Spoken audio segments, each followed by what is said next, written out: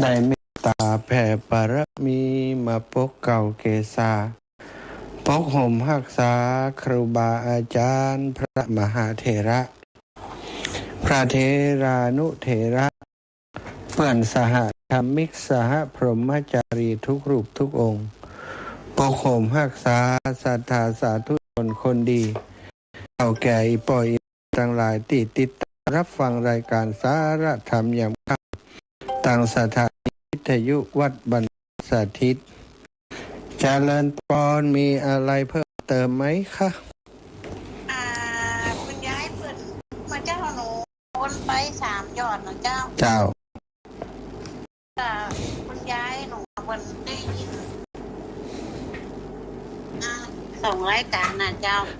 เปิ้นจะมีการนั่นตีเนี่ยมันได้ประกาศแต่เป็นนั่นหลอดเตียน100กับการน้ำกับไฟแหม100เนาะแม่นเหรอใช่เจ้ากระเบื้องเจ้ากระปูนกระเบื้องปูนกระเบื้องกับปูนแหมตะไดเจ้าคำว่ามันจะรวมกันบิน1,500บินเจ้าบิน1,500บิน1,400บิน1อัน103 บาทเนาะเจ้าถ้าเปิดในวันนี้ยินแค่2 รายการนี่แน่คนเจ้าบินที่400นี่คือกระเบื้องกับปูนเนาะกระเบื้องกับทรายก็ว่าอย่างไรเดี๋ยวก้าเจ้า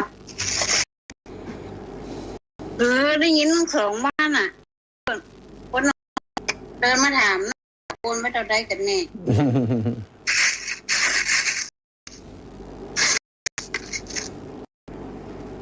ครับฮัลโหลปลาได้ยังครับถ้ามันคนโอนกับมือข้างเดียวนะอาจารย์เจ้ามือตั้มกล้ามเนื้ออ๋อวินดูตาอาจารย์อาจารย์หันที่ข้อความหันมันมีอันอยู่สองแล้วที่เขียนมาเนาะแต่เรา3นะอันมันมี2นะอันมันมีตีหนูส่งมาเนี่ยมันจะมีคำว่า103นั่น2 ใบแล้วก็แฮม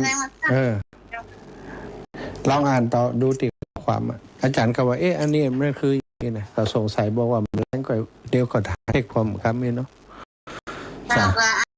หนูก็โทรหนูก็เดินมาถามว่าตรงโอนเปิดไปเท่าได้เพราะว่าหนูก็โอนได้ปัญหาว่า3 บินต่ำนั่นเนาะแต่เดี๋ยวจะรายการก็กำลังเข้ารายการเดี๋ยวจะบอกในรายการจากสาธุค่ะจ้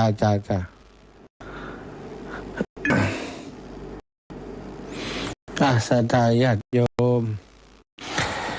ก่อนนำทุกขั้นเข้าสู่รายการเนาะสับคำนี้แรงนี้เนอะวันนี้มีหลายเรื่องหลายเหตุการณ์ตั้งแต่สถานีตอนเจ้ามีปัญหาเครื่องส่งแล้วก็ตอนแรงนี้มีข้อมูลจะต้องปรับปรุงสถานีตามเรื่องเส้นทางการวิ่งอย่างต่างๆเนอะสถาญาติโยมก็กำลังปรุงกำลังจูนกันอยู่ตอนนี้ก็เลยวันนี้ขออนุญาตสำหรับคนที่เปิดติดตามฟังทางไลฟ์สดเนาะบัดสะดวกที่จะไลฟ์สดเนื่องจากว่าอุปกรณ์ไม่พร้อมรับปุปการสไตยปล่อยแม่ตั้งหลายพระสวดมนต์ก่อนกราบพระพร้อมกันเนอะกราบ1พุทโธเมนาโถกราบ2ธัมโมเมนาโถกราบ3สังโฆเมนาโถอิเมนาสักการเรนะพุทธังภิปูชยามิอิมินาสักการเรนะมังอภิปูชยามิ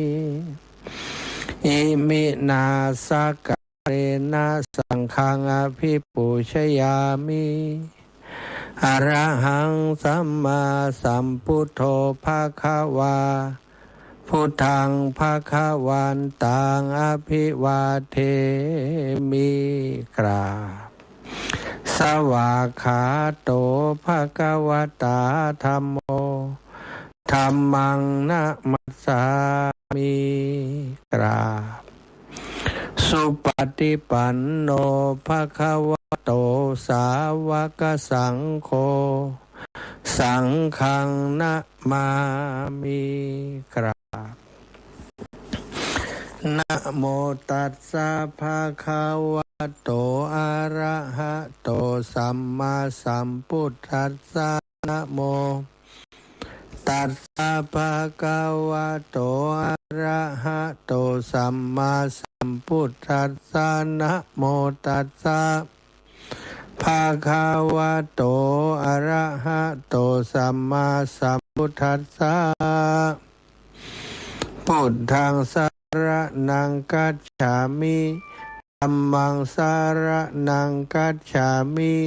สังฆังสรณังคัจฉามิตุติยัมปิพุทธังสรณังคัจฉามิตุติยัมปิธัมมังสรณังคัจฉามิ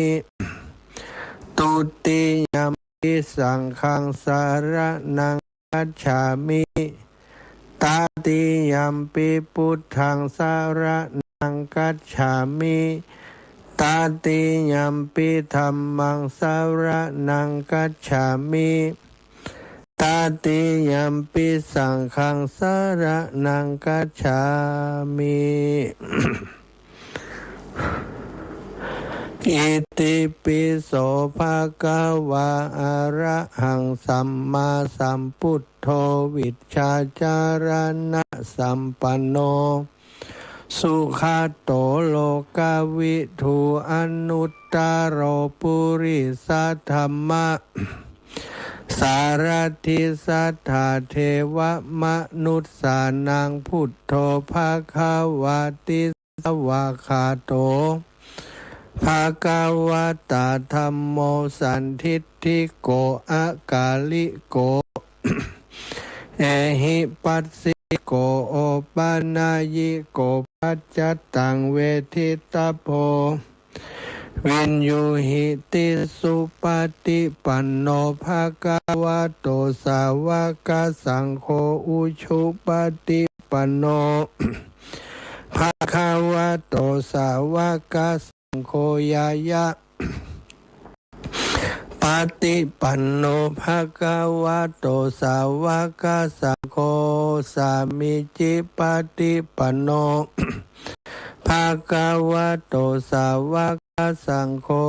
ยะทิตังจัตตาริปุริสายุอานิอัฏฐปุริสปุคลาเอสะภะคะวะโตสาวกสังโฆ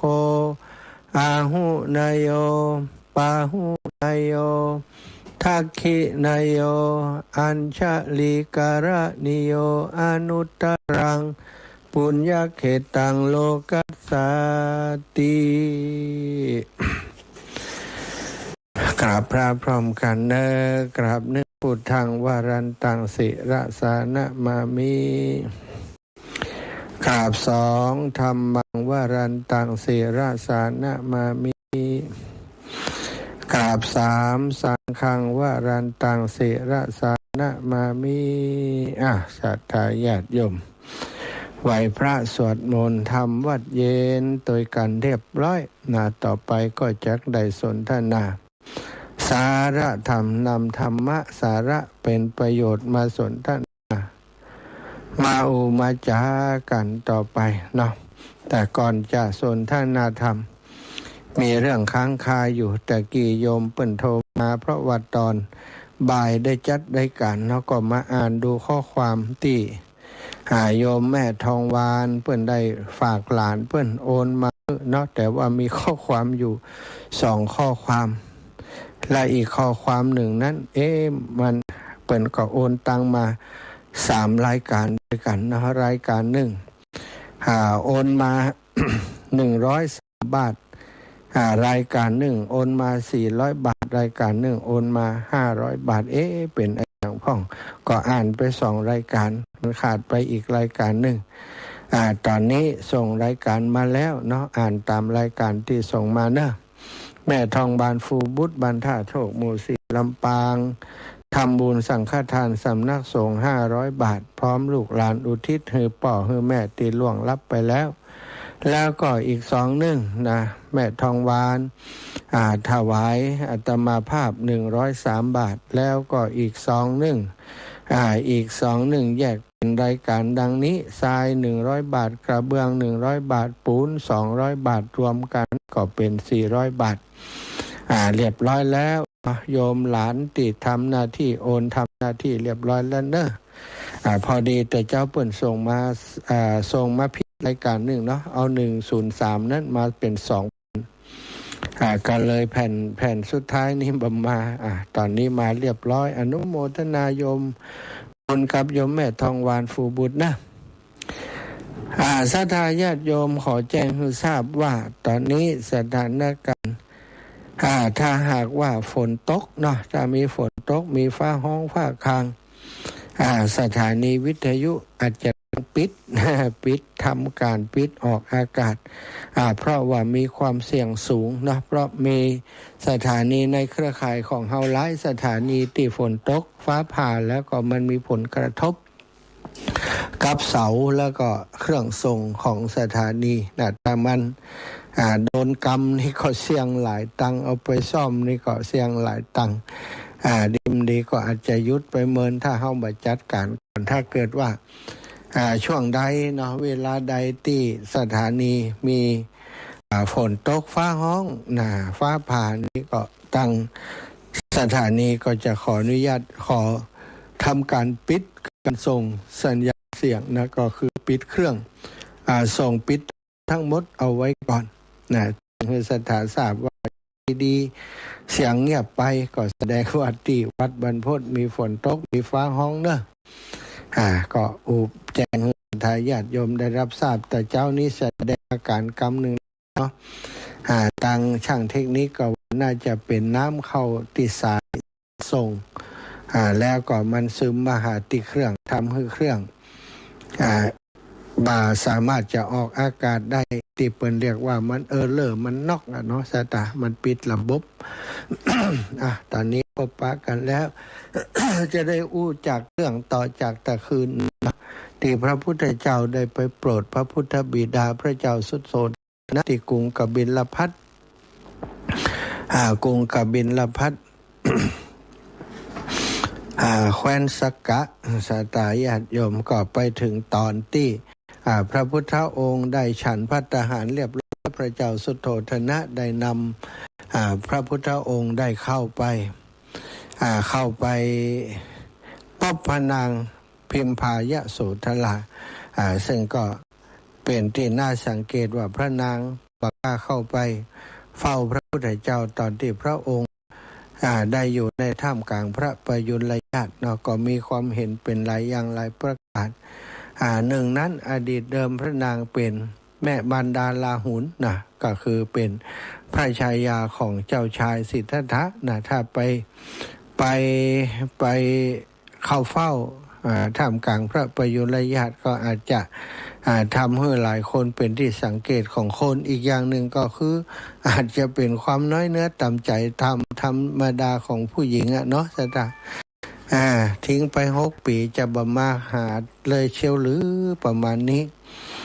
ซึ่งเมื่อพระพุทธองค์ทรงเสด็จไปพระเจ้าสุโธทนะก็เล่าให้ฟังว่าพระนางมีความจงรักภักดีต่อพระพุทธองค์นะตั้งแต่เป็นเจ้าชายแล้วก็ออกเสด็จออกบวชก็ยัง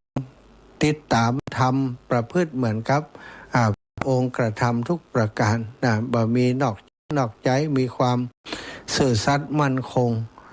พระพุทธองค์ก็ว่านะเป็นผู้ซื่อสัตย์มั่นคงบ่ใจเท่าแต่การนี้ในอดีตการก็เคยมีมาแล้วก็ทรงเล่าเรื่องจันทกินนรีชาดกนะการจันทกินนรีกับนอนกินนรีก็กับกินนอนเนี่ยเนาะเป็นมนุษย์ที่มีบุญเหมือนกับ เป็นภูมิเจ้าที่เป็นเทวดาชั้นหนึ่งสามารถเหาะเหินได้นะโดยการมีปีกสามารถบินได้ว่าอยู่ที่ภูเขาคันธมาศพุ่นนะบอกว่าตัวจริงจะมีก่อนเนาะ ในสมัยก่อนเรื่องในอดีตการเมื่นมานานแล้วศรัทธาญาติโยมบ่สามารถจะไปตรวจสอบได้ละ แต่ในเรื่องเล่าว่ากินนรีสองสามีภรรยานั้นแต่งงานกันใหม่ๆแล้วก็ปกติคือฤดูหนาวนี่จะลงมาจากเขาคันธมาศมาหาผลหมากหลากไม้ตั้งลุ่มเขาเชิงเขาตั้งลุ่มซึ่งเป็นพื้นที่ติดใกล้เมืองมนุษย์อิตนาเนาะแล้วก็ปรากฏว่าช่วงที่กินนารีสองตนนั้นลงมาปรากฏไปเจอกับราชากษัตริย์ผู้ที่เป็นราชาอยู่ในแคว้นที่มีพื้นที่ติดกับเขาคันธมาศนั้นพระราชานั้นเมื่อหันนางจันทกินนารีก็ชอบใจจะเอาเมียเปิ้นแล้วก็ยิงผัวเปิ้นแต่ว่าความรักตีสื่อสัตย์สื่อตรงพระนางบอกว่านอกจากกินนอนผู้สามีแล้วไม่ต้องการชายอื่นถึงจะมีทรัพย์สินมหาศาลเป็นราชามหากษัตริย์ก็บ่ปรารถนาก็ต้องมาหวานล้อความรักความจงรักภักดีของนางจันทกินนารีก็อยู่ในสายตาของพระอินทร์ทรงทราบก็เอ็นดูสงสารลงมาโปรดทั้งสองทำให้กินนอนฟื้นคืนสติมาแผลที่ถูกยิงหายเป็นปิดทิ้งศรัทธาได้มีชีวิตอยู่ต่อพระอินทร์ก็บอกว่าต่อไปนี้จะไปลงมาทั้งลุ่มนะอันตรายมันเยอะอยู่แต่ข้างบนพื้นเตอะตลอดชีวิตกินนอนกินนารีทั้งคู่ก็ปากันอยู่แต่ในบนเขาคันธมาศทำคุณงามความดีตลอดชีวิตแล้วก็ได้ไปเกิดในเป็นเทวดาอยู่บนสวรรค์แล้วก็หมุนเวียนพัดเปลี่ยนกันเป็นเทวดาอยู่บนสวรรค์มาเป็นมนุษย์เป็นเทวดามาเป็นมนุษย์อยู่อย่างนี้หลายภพหลายชาติก็มาเจอกันอยู่อย่างนั้นโดยบุพเพสันนิวาสก็มีความฮักที่มั่นคงต่อกันจนมาฮอดชาติที่เป็นพระเวสสันดรก็เหมือนกันศรัทธาติดตามพระนางมัตสีก็ติดตามพระเวสสันดรแม้พระเวสสันดรจะบริจาคนางคือกับคนอื่นที่ว่าก็คือพระอินทร์เหมือนกันนะ พระอินทร์องค์เดิมแล้วมั้งเนาะพระอินทร์เมื่อได้รับการบริจาคให้แล้วถวายเป็นต้นให้แล้วก็เอามาคืนพระเวสสันดรบอกว่าของหม่อมฉันนะต่อไปห้ามให้คนอื่นอีก อันนี้ก็คือชาติสุดท้ายแล้วก็มาสุดท้ายท้ายสุดก็มาชาตินี้ที่เกิดมาพร้อมพระพุทธเจ้าศรัทธาญาติโยมเป็นสหชาติเราเกิดมาพร้อมกันแล้วก็มาเป็นกู้บ้านเฮาก็ว่ากู้ผัวตัวเมียเนาะศรัทธาเป็นพระมารดาของราหุลนี่ความจงรักภักดีของพระนางพิมพาหรือว่ายะโสธราต่อมาก็หลังจากนั้นนะ หลังจากนั้นเมื่อพระพุทธองค์ประทับอยู่ที่นิโครธารามก็มีเหตุการณ์ต่างๆเกิดขึ้นหลายเรื่องโดยเฉพาะเรื่องที่วันแรกที่ไปบิณฑบาตที่กรุงแคว้นสักกะแคว้นสักกะก็คือกรุงกบิลพัสนั่นแหละเป็นวันมีวันหนึ่งเป็นวันที่พระนันทะผู้เป็นน้องชายต่างพระมารดาก็คือเป็นลูกของพระนางประชาบดีโคตมีกับพระเจ้าสุโธทนะเจ้าชายนันทะจะแต่งงานก่อนนิมนต์พระพุทธเจ้าและเหล่าพระสงฆ์ไปรับอาหารบิณฑบาตในตอนเช้านั้นที่ปราสาทของเจ้าชายนันทะก่อนที่จะแต่งงานถวายอาหารบิณฑบาตก่อนนางชนบทกัลยาณีก็รอเข้าพิธีเจ้าชายนันทะก็ถวายอาหารบิณฑบาตแก่พระพุทธเจ้าพระพุทธองค์ฉันแล้วก็เสด็จลงจากตำนักลงจากปราสาทเจ้าชายนันทะก็ตามทรงเสด็จถือเอาบาตรพระพุทธเจ้าก็ตามทรงเสด็จลงมา ก็คิดว่าเมื่อพระองค์ไปถึงด้านล่างที่บันไดด้านล่างของปราสาทพระพุทธองค์ก็จะทรงรับเอาบาตรนะแต่ก็ปรากฏว่าเมื่อไปถึงบันไดขั้นสุดท้ายแล้วพระนันทกุมารก็ถือบาตรรอแต่พระพุทธเจ้าก็บ่เอ่ยปากจะรับบาตรไปเจ้าชายนันทะก็ตามเสด็จไปแหมก็คิดว่าพอไปถึงประตูอันพระราชทานประตูวังเนี่ยพระพุทธองค์ก็จะทรงขอเอาบาตรขึ้นอย่างนั้นไปแต่พระพุทธองค์รู้วาระจิตของนันทะดีเมื่อไปถึงตรงนั้นก็บาฮับเอาบาตรออกนอกประตูเมืองไปก็คิดว่าพระพุทธองค์จะรับเอาบาตรเมื่อออกนอกประตูเมืองไปแต่ก็บาฮับสถาจนสุดท้ายไปถึงวัดพระนิโครธารามอันเป็นที่ประทับของพระพุทธองค์พระพุทธองค์ก็ถามนันทะว่านันทะเธอจะบวชหรือว่าเธอปรารถนาจะบวชหรือเจ้าชายนันทะนี่มีความเก่งใจในพระพุทธเจ้าผู้เป็นพี่ชายเป็นอย่างยิ่งอยู่แล้วเป็นทุนเดิมเมื่อพระพุทธเจ้าตรัสอย่างนั้นก็บ่ได้ปฏิเสธซะท่าแล้วก็รับว่าเจ้าข้าว่าแทนที่จะบอกว่าว่าประสงค์จะบวชมาทรงมาได้พระเจ้าข้าอาจจะกลับไปแต่งงานอยู่อย่างมาได้บอกอย่างพระพุทธองค์ทรงตรัสถามว่าเธอจะบวชหรือก็ตอบว่าจะบวชพระเจ้าข้าว่าปะนันทะตายแล้วเอาอย่างใดดีศรัทธาญาติโยมเมื่อจะบวชพระพุทธเจ้าก็ประชุมสงฆ์แล้วก็นันทะบวชในพุทธศาสนาโดยเอหิภิกขุอุปสัมปทานันทะเมื่อบวชแล้วจิตใจบ่สงบศรัทธาญาติโยมคือจิตใจนี้บ่ได้ตั้งใจจะบวชแต่เก่งใจจริงๆแล้วก็ใจนี่ครุ่นคิดแต่นางชนบทกัลยาณีว่าปานนี้นะตอนที่พระนันทะลงจากปราสาทมานั้นนางชนบทกัลยาณีก็มองลงมาตลอดนะเมื่อหันว่าพระนันทะออกจากประตูเมืองออกจากประตูวังไปบักกับเข้ามานางชนบทกัลยาณีก็ร้องไห้คร่ำครวญว่าทำไมถึงทำอย่างนี้ทำไมถึงทอดทิ้งนางอย่างนี้เขาทั้งหลายก็เอานำความนี้ไปเล่าให้นันทะพระนันทะฟังพระนันทะก็บ่มีจิตใจอันสงบที่จะปฏิบัติธรรมซะตะพระพุทธองค์ทรงทราบดีแล้วก็ทรงเล็งหันประโยชน์ที่จะเกิดขึ้นกับนันทะคือถ้าแต่งงานนี้ก็จะเสียเวลาหลายอย่าง ถ้าแต่งงานไปแล้วนี่ลำบากจะเอามาบวชก็บวชยากนะศรัทธาแต่ว่าจะต้องบวชโดยสถานการณ์แบบนี้นะพระองค์ก็หันว่าแต่บวชมาแล้วนี่ลำบากนันทะคือจิตใจไปอยู่ในเพศบรรพชิตจิตใจไปอยู่กลางชนบทกัลยาณีผู้ที่กำลังจะแต่งงานวิวากันนั้นเอาอย่างใดดีล่ะพระพุทธองค์ก็ทรงมาหันตรวจสอบดูว่าเอาอย่างอีกแล้วกันเพื่อจะให้อินทรีย์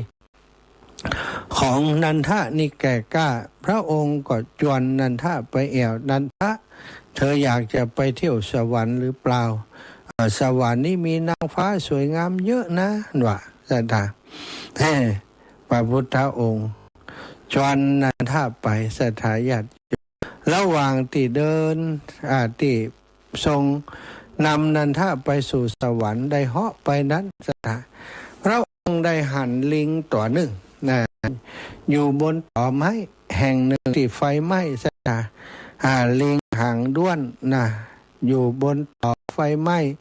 แล้วก็ถูกไฟลวกไฟลามไฟลนจมูกก็แหว่งหูก็แหว่งแล้วก็ตัวดำขี้ลิเป็นขี้มินอยู่หันชี้หือนันทะพอวันนันทะเธอเห็นก็เห็นพระเจ้าข้าอีหรอแล้วก็เหาะไปแหมสถาไปจนถึงสวรรค์แป๊บเดียวก็ไปถึงสวรรค์เมื่อไปถึงสวรรค์เท่านั้นเองสถาโอ้โหนางฟ้านางเทพธิดาสวย สวยงามตึงนั้นนะดูองค์ใดก็งามล้อมพระอินทร์อยู่นี่เทวดาเทวบุตรก็มีเทวดาก็มีโดยเฉพาะเทวดานี่เป็นที่ต้องตาต้องใจพระนันทะเพราะสวยงามมีเท้าเหมือนกับนกพิราบว่าเท้าเป็นสีชมพูอ่อนๆผิวพรรณวรรณะหน้าตายิ้มย่องผ่องใสบ่มีที่ติเลยงามหาติเปรียบบ่ได้แล้วก็เหมือนกันไปหมดนะพระพุทธเจ้าก็ถามว่านันทะเธอชอบไหมเธอสนใจไหมชอบพระเจ้าค่ะสนใจพระเจ้าค่ะพระองค์ก็ถามว่าระหว่างนางชนะบทกัลยาณีผู้ที่จะอภิเษกกับเธอกับนางฟ้าเหล่านี้อันใดงามกว่านันทะก็บอกโอ้พระองค์ไปเทียบกันได้อย่างนะถ้าจะเทียบกันก็นางชนบทกัลยาณีที่จะแต่งงานกับข้าพระองค์นั้นก็เปรียบเสมือนลิงที่เขาหันตอนมานั่นน่ะตีบนต่อไม้นั่นแหละ เปรียบเสมือนลิงที่ตัวดำคิกติ๊กอยู่บนต่อไม้มีจมูกตีแหวงมีหูตีวินตีแหวงพระเจ้าค่ะเทียบกับนางฟ้านางเทวดาบนสวรรค์นี้ได้หาที่เทียบกันมาได้เลยพระเจ้าค่ะพระพุทธองค์ก็ว่านันทะเธอประสงค์นางเทพธิดาเหล่านี้ไหมถ้าเอาไปเป็นมเหสีเป็นพระชายาเธอจะต้องการหรือไม่พระนันทะก็บอกว่าโอ้ถ้าเป็นไปได้จริงๆก็ดีพระทัยดีใจขนาดพระเจ้าข้าว่า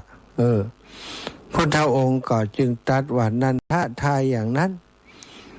ถ้าหากเธอรับปากว่าจะทำอย่างนี้อย่างเขาจะสอนถ้าเธอทำอย่างนี้ใดเขาจะเอานางฟ้าองค์ใดองค์นั่งกับเธอแล้วแต่เธอจะเลือกเอานันทะก็บอกเอาได้เลยพระเจ้าข้าพระองค์สอนอย่างจะให้ข้าพระองค์ทำอย่างก็ยินดีทำทุกอย่างพระพุทธองค์ก็นำนันทะกลับมาก็สอนกรรมฐานสอนกรรมฐานกับนันทะบอกว่าเธอจงไปบำเพ็ญกรรมฐานนี้เนอะแล้วก็ถ้าเมื่อเธอบำเพ็ญสำเร็จแล้วนี่ตามที่เขาบอกนี่นะเขาจะมอบรางวัลให้เธอพระพุทธองค์ก็หาอุบายสอนนันทะพระนันทะเมื่อได้รับการสอนกรรมฐานจากพระพุทธเจ้าก็มาบำเพ็ญตึงกลางคืนตึงกลางวันด้วยใจอยากได้นางฟ้านางเทพธิดาเป็นคู่ครองศรัทธาตั้งใจอย่างเต็มที่นี่มีความปรารถนานางฟ้าอย่างยิ่งนะก็ตั้งใจปฏิบัติเมื่อตั้งใจปฏิบัติจิตนิ่งจิตเป็นสมาธิก็ได้เข้าใจสัจธรรมทั้งมวลเนี่ยก็คือได้บรรลุความเป็นพระอรหันต์นั่นเองเมื่อนันทะพระพุทธองค์ทรงทราบว่านันทะบรรลุเป็นพระอรหันต์เรียบร้อยแล้วก็ได้มีการประชุมสงฆ์แล้วก็ให้นันทะมาอยู่ที่ประชุมนั้นนันทะเธอตอนนี้เธอปฏิบัติสำเร็จแล้วใช่หรือไม่กิจที่เธอควรทำเธอทำสำเร็จแล้วหรือยังนันทะก็บอกว่าตามที่พระองค์ได้ทรงสั่งสอนตอนนี้กิจที่จะควรทำนั้นบ่มีอีกแล้วพระเจ้าค่ะเก้ากระหม่อมทำเสร็จเรียบร้อยแล้วพระองค์ก็ถามว่านันทะความปรารถนาเทพธิดานั้นยังมีอยู่แก่เธอหรือไม่ พระนันทะปฏิบัติธรรมเพื่อเทวดาเพื่อจะได้เทวดามาเป็นแฟนเพื่อจะได้เทวดามาเป็นแฟนทราบไปถึงพระภิกษุสงฆ์องค์สังฆเจ้าในวัดนิโคตารามทุกตนองค์ฮู้กันหมดเมื่อเป็นอย่างนั้นพระพุทธองค์ทรงตรัสถามอย่างนี้พระนันทะก็บอกว่าตอนนี้ความปรารถนาด้วยค่าจ้างรางวัลต่างๆมีสำหรับท่านแล้วความปรารถนาต่างๆในการที่จะมี นางฟ้านางเทพธิดามาเป็นมเหสีบ่ได้มีแก่ท่านแล้วการเป็นอยู่การพรหมจรรย์ที่อยู่นั้นจบสิ้นแล้วเมื่อภิกษุทั้งหลายได้ฟังพระนันทะกล่าวอย่างนั้นก็เลยได้ฟ้องพระพุทธเจ้าว่าอันนี้คือการคือการ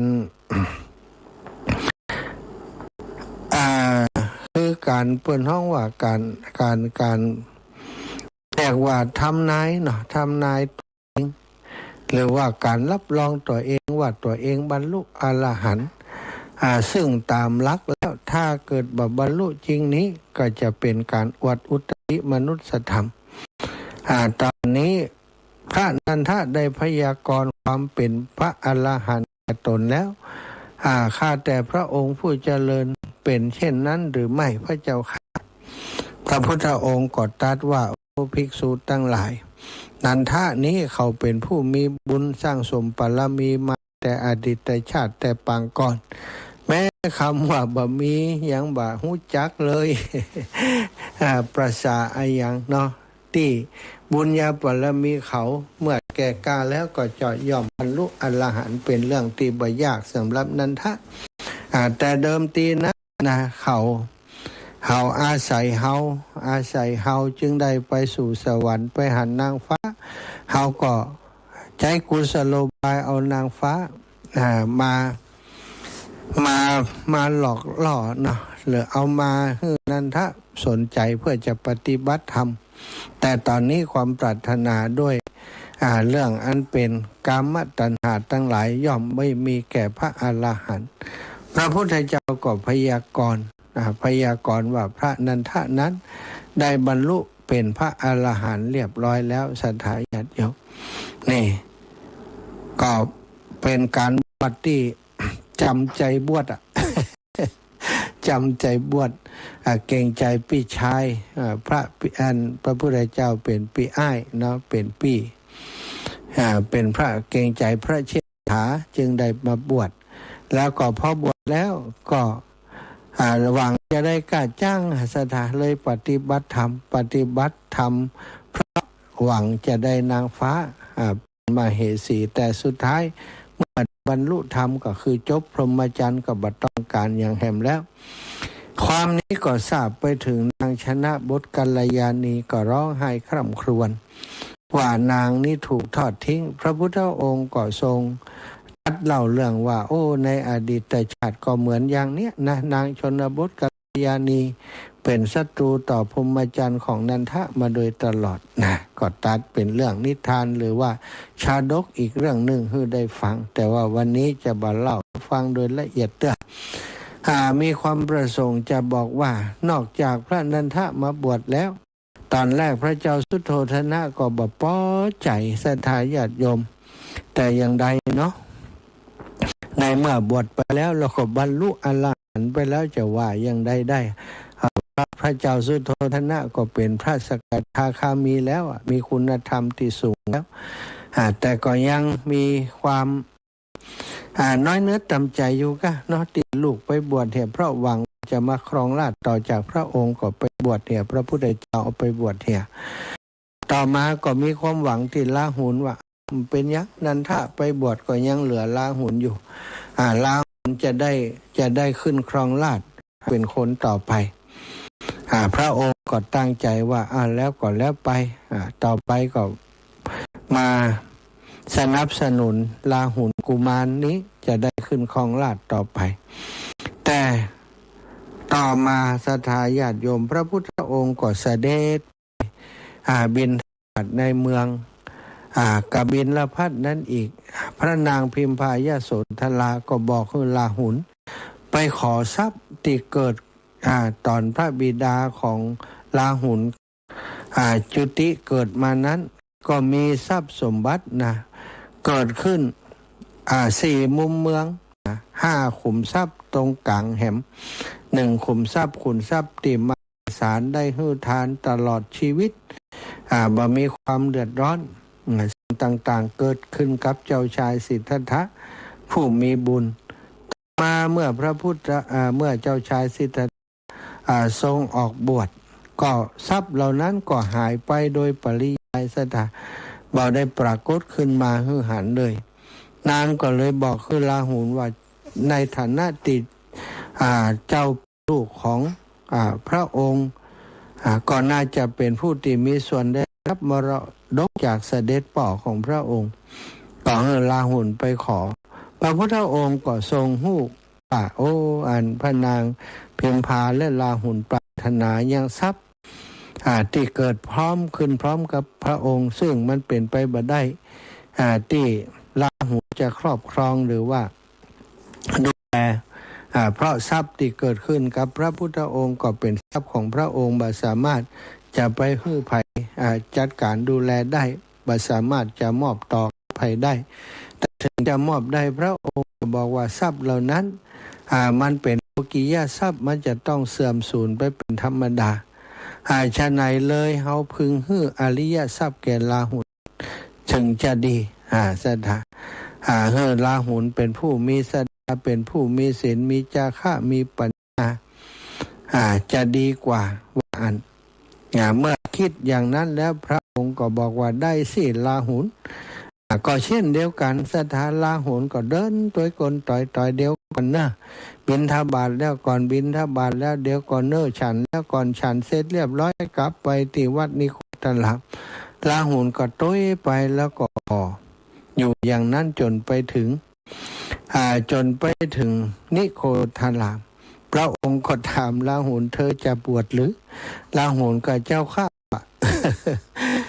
ก็เป็นอีกองค์หนึ่งก็บวชด้วยความจำใจพระพุทธองค์ก็เลยสั่งมอบพระสารีบุตรเป็นผู้บวชให้กับพระราหุลความเรื่องพระราหุลบวชนั้นเข้าไปถึงพระกันของพระเจ้าสุโธทนะพอได้รับทราบก็ล้มจับเลยสตาโอ้แหมมะ หลานจะเอามาขึ้นครองราชแทนก็มาเป็นอย่างอีแหมอย่างใดประล้ำประเหลือก็เดินทางไปที่วัดนิโคทารามก็ไปแค่บรรเทาก็ไปต่อว่าเนาะแต่ไปขอพรสถาไปขอพรพระพุทธเจ้าว่าพระองค์ตั้งแต่นี้ต่อไปนี้หากพระองค์จะบวชให้กุลบุตรกุลธิดาคนไหนก็ตามจงให้เขานั้นขออนุญาตผู้ปกครองมีส่วนได้ส่วนเสียก่อนผู้เกี่ยวข้องก่อนถ้าคนที่อุปถัมภ์คนที่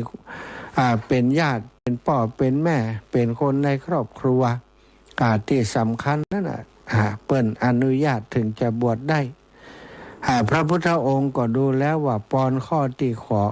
พระเจ้าสุโธทนะขอนี้ก็เป็นสิ่งที่ดีเหมาะสมที่จะประทานพรให้กับพระเจ้าสุโธทนะพระองค์ก็เลยบอกว่าได้กะตั้งแต่นี้ไปมหาบพิตรบ่ต้องห่วงจะบวชให้ไผจะให้ขออนุญาตผู้ปกครองก่อนว่านั่นสถาก็จึงเป็นเหตุเป็นเหตุหนึ่งที่เวลาคนจะบวชเปิ้นจะต้องทำเรื่องหลายอย่างขออนุญาตโน่นนั่นนี่นะถึงจะบวชได้นี่อันนี้ก็เช่นเดียวกันพระราหุลเมื่อบวชไปแล้วเนาะก็ตั้งใจศึกษาเล่าเรียนอยู่พระอุปัชฌาย์ก็คือพระสารีบุตรพระพุทธเจ้าก็สอนอยู่เนืองๆพระราหุลจึงเป็นผู้ที่มีสติปัญญาสูงเป็นเอตทัคคะรูปหนึ่งในพระพุทธศาสนาการเสด็จไปกรุงกบิลพัสมีเรื่องเยอะเลยศรัทธาก็ยังมีอยู่เกี่ยวกับพระเจ้าสุโธทนะที่ขอพรจากพระพุทธเจ้าและตลอดถึงพระเจ้าสุโธทนะก่อนจะขณะที่ประชวรก่อนที่จะเสด็จสวรรคตก็ได้เป็นพระอรหันต์จากการที่พระพุทธเจ้าทรงโปรดนั่นเองศรัทธาได้อุจามาพอสมควรแล้วต่อจากนี้ก็จะเปิดสายให้ศรัทธาญาติโยมให้โทรเข้ามาเนาะ0808844173นะ0808844173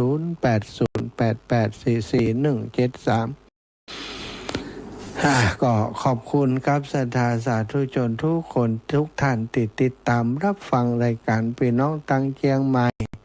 พี่น้องตังลำปางแล้วก็หลายๆพื้นที่เนาะ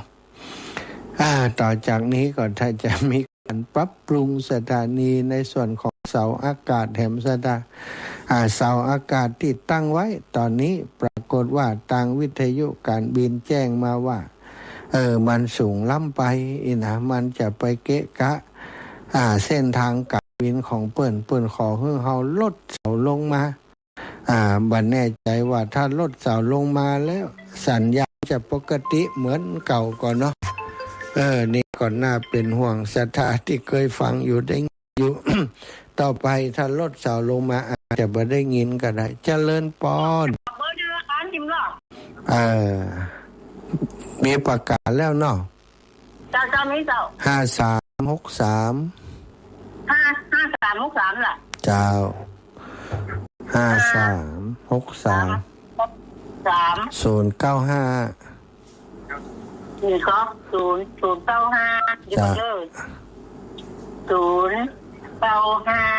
491นี่แหละเจ้า491จ้าแม่อ้น2กิโลเจ้าอีแม่เจ้าแม่อ้น200หมู่เจ้ากรุงไทยจ้ะเจ้ากรุงไทยนะจ้าจ้าสาธุจ้าเจริญปอนแม่เอ้ยโอ้ไปวังเหนือพุ่นกันนี่ได้ยินไปถึงวังเหนือจ้าแม่อันอาจารย์ออกเนี่ยฟ้องอะไรเ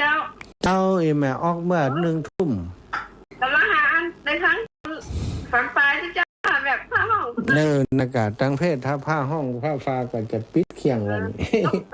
ตึงลงเจ้าจ้าตะกี้ท่านเสน่ห์การลงว่าตั้งใจห่มกระตกนี่นะเป็นฝนเป็นลม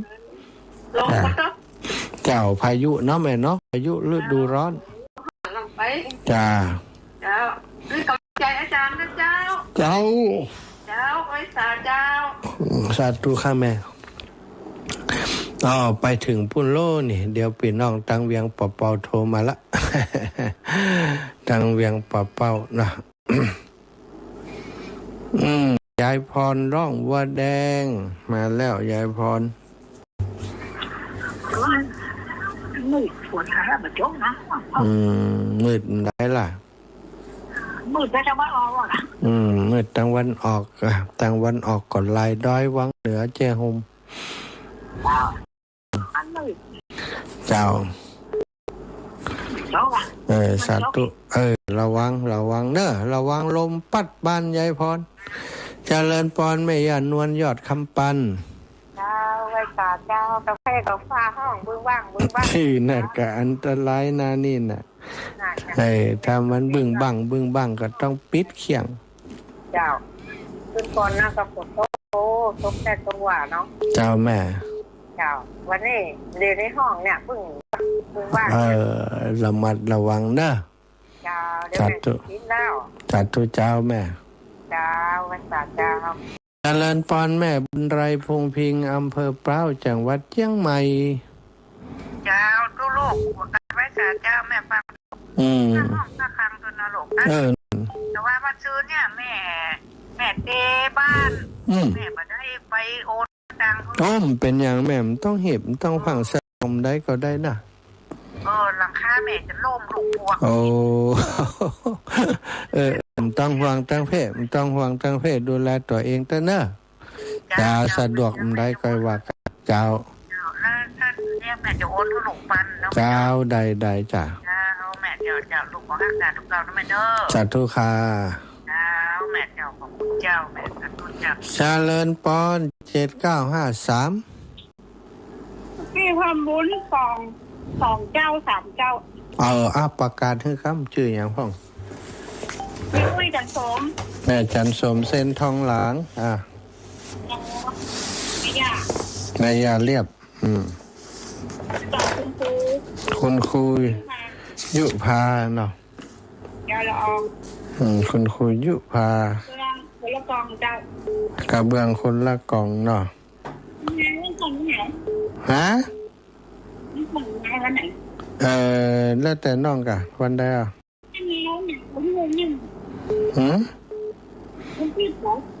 ได้เจ้าเดี๋ยวก่อน จัตุคาเจริญปอนแม่ย่านางคำอ้าย เจ้าก็เจ้าแม่ได้ฟังหน่อยเดียวหู ดีได้ฟังอยู่ก็ดีอะกะ ฟังมูขอหนวดนะขอบวชนั่นเด้อนะฝนล้มฝนมีล้มอันตรายเนาะบางแต่เปิ่นถ้าฝนล้มมาเปิ่นก็ปิดเกี่ยงเจ้าบุญรักษาเนื้อยาเนื้อแม่เนื้อเจ้าแม่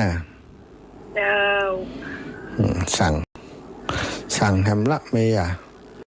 ยอมแม่ทุกเช้าทุกเย็นแต่ว่าบ่ได้โทรเจ้านั้นไผเอ่ยสำราญกันตีมูลฟังอยู่เนื้อเจ้านะฮะขอให้ท่านไหนก็พักตลอดฝนตกก็เจ้าวันนี้บ่มีแสงแดดคงไม่ร้อนอำเภอแม่อ่อนร้อนมากตก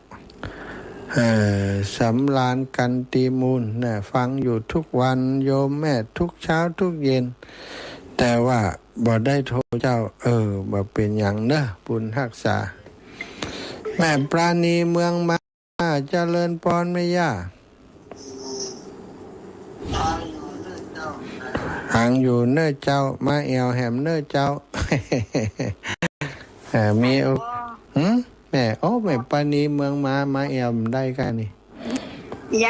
ยายโอนตังไปแล้วเนอะเจ้าแม่ย่าเจ็บร้อยแล้วเนาะเจ้าโอนกันแม่วันพุธอ่ะแม่ปานีเมืองมาไหนจื่อนิ่มมีคำเตียนี่ได้โทรไปบอกเหมือนใหญ่แม่หอมกระเบื้องนะก็ว่าหอมเดี๋ยวนี้หอมสายหอมสายแม่ปราณีเมืองมาแม่ปราณีฮะอยากได้บุญนักล่ะนักกะอยากได้บุญนักกะแม่ปราณีเมืองมาสาธุเนอบุญรักษาแม่เนอขอทานอยู่ดีมีสุขแม่ก็เหมือนกันอยู่ดีมีสุขจ้าสาธุแต่เจ้านี้แม่เกียงคำสิริวงศ์ได้หอมปูนมาเนาะซื้อปูน2 ถุง300 บาท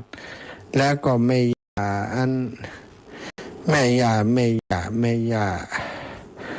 คำน้อยคำน้อยแม่ย่าคำน้อยได้ห้อมบุญมาแฮม100 บาทขอบคุณนะ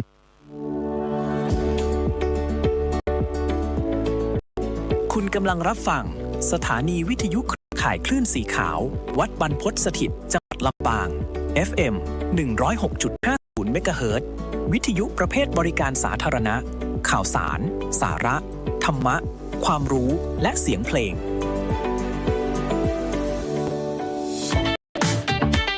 วิทยาลัยสงฆ์นครลำปาง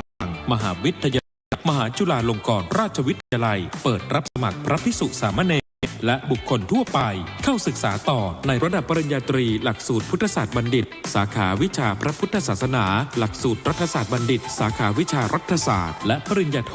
หลักสูตรพุทธศาสตร์มหา